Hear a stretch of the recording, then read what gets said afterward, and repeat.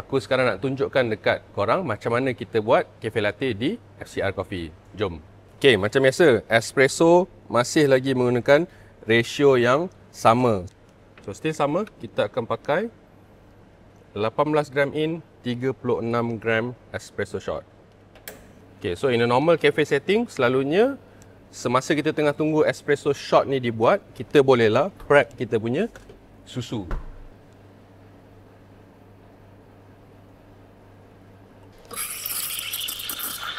So, untuk latte, kita punya steam susu tu cepat je. Biasanya bergantung kepada jenis mesin. So tadi kita isi susu bawah sini. Kalau untuk latte, dia akan naik sikit je. Maybe korang punya ruas jari ni separuh ruas jari korang.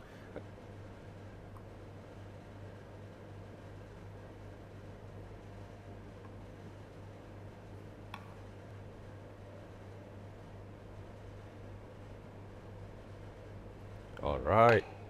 So that is cafe latte. Jadi kalau korang fokuskan betul-betul kepada kita punya gelas ni, korang boleh tengok ketebalan susu tu kat mana. Okay, so itulah cara-cara kita buat cafe latte di FCR Coffee.